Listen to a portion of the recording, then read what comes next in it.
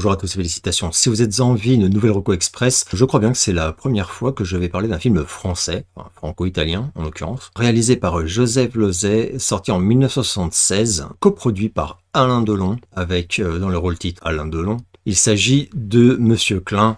Et je mets immédiatement mes lunettes de malfrat pour dire que je l'ai tout simplement revu hier soir et ça m'a mis une claque énorme à nouveau. Donc je me suis dit j'aimerais bien en faire la recommandation parce que c'est pas non plus un film à la réputation évidente. Et d'ailleurs c'est un gros bid à sa sortie. Hein. Je crois que c'est 700 000 entrées, mais je crois que c'est un peu moins. Pour un budget de 20 millions de francs il me semble, et ce qui était donc énorme à l'époque, et en plus comme Alain Delon avait été coproducteur, il avait investi une part de sa fortune dans le film et donc il a perdu beaucoup d'argent avec ce film. Et de quoi parle ce film? Alors sans rien vous spoiler, évidemment, on est en 1942 à Paris, sous l'occupation donc, et on suit ce type, donc Robert Klein, bel homme, jeune, riche, qui vit très aisément dans une indifférence polie de la situation qui est celle de la France et de Paris plus particulièrement à ce moment-là. Un genre d'opportuniste qui profite de cette situation pour améliorer davantage encore ses affaires de marchand d'œuvres d'art. Il achète et revend des tableaux par exemple à des prix ridicules, principalement à des juifs contraints de tout abandonner de leur vie pour fuir le danger qui est réel. Donc tout va très bien pour lui jusqu'à ce qu'il découvre un journal d'information exclusivement destiné aux juifs, et juif il ne l'est pas, à sa connaissance en tout cas. Pourtant c'est bien son nom qui figure sur le destinataire quoi. Donc il ne comprend pas.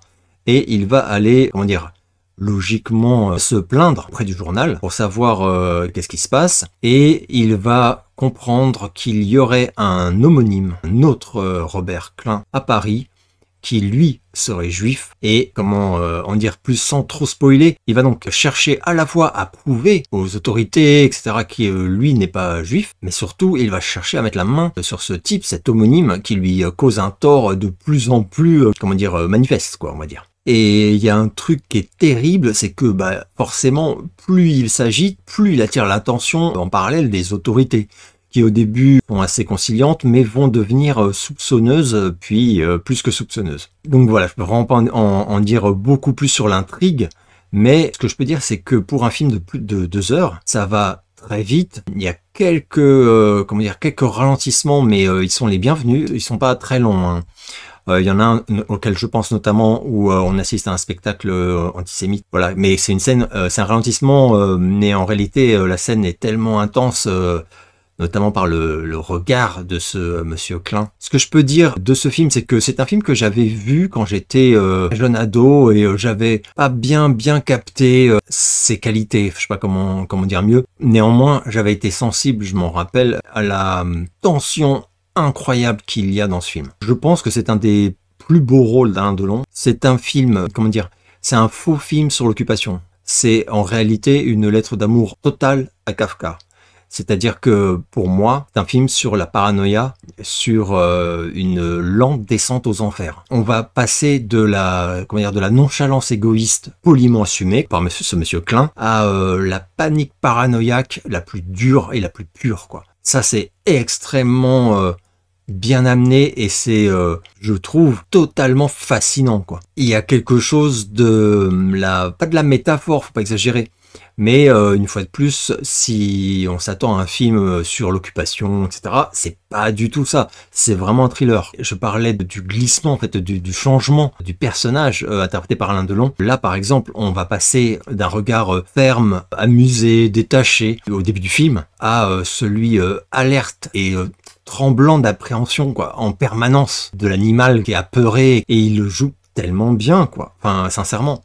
Donc voilà, il y a quelques invraisemblances historiques, mais pour moi elles sont sans conséquence aucune sur la qualité et la puissance du film. Parce que justement, comme je viens de le dire, l'intérêt du film, il n'est pas du tout dans dans son contexte, il est dans ce qu'il raconte et dans ce qu'il développe et dans ce qu'il montre. J'ai adoré ce film et je l'ai encore plus adoré hier soir. Ça faisait très longtemps que je l'avais pas revu. C'était d'ailleurs un des rares Alain Delon que je m'étais pas refait il y a 2 ans. quand je me suis fait pratiquement toute sa filmo. Et celui-là, je l'avais un peu laissé de côté parce que aussi dans ma mémoire, c'était un film dur, sombre. Alors oui, c'est un film qui est dur, mais c'est quand même quelque part aussi un film d'action. C'est un film de traque, un film d'enquête, complètement quoi. Alors à l'origine, c'est Costa Gavras qui devait réaliser ce film. D'ailleurs, il voulait le réaliser avec dans le rôle titre Jean-Paul Belmondo. Et puis, pas de chance, il y a eu un gros conflit entre plusieurs producteurs. Et puis, Belmondo s'est blessé à cette époque-là, donc il était dans l'incapacité en fait de tourner. Apprenant tout cela, Alain Delon s'est intéressé au projet. Ensuite, il a demandé vraiment à s'impliquer davantage et à coproduire le film. Costa Gavras, dès lors, s'est détaché du projet. C'est donc Joseph Losey qui s'est mis dessus. Au final, plusieurs César du meilleur film en 77, mais également du meilleur réalisateur. Voilà, je crois qu'il y en a eu un autre, meilleur décor, peut-être, un truc comme ça. Je le dis sincèrement, Alain Delon méritait largement le César du meilleur acteur cette année-là. Je ne sais pas qui l'a eu à sa place. Je ne sais même pas s'il était nommé ou pas. Mais voilà, sa prestation, une fois de plus, elle est réellement impressionnante. Parce qu'en plus, on n'est vraiment pas dans la caricature de ce que va devenir un peu le bonhomme, quoi, à force d'enquiller les rôles de flic, taiseux, et voilà.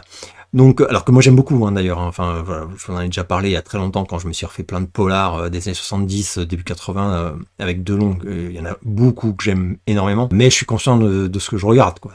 C'est pas toujours d'une qualité extraordinaire. Là, pour moi, c'est vraiment un grand film. C'est vraiment un grand film.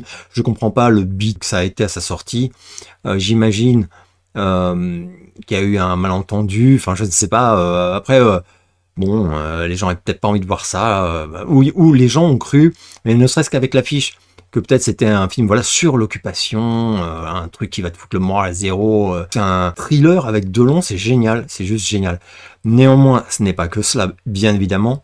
Le contexte n'est pas là pour rien. Il y a quelque chose, justement, par le fait qu'on ne voit pas les Allemands à chaque coin de rue, etc., etc. On voit surtout la police française qui fait preuve du zèle qu'on lui connaissait à l'époque. Pour moi, ça en est que plus percutant.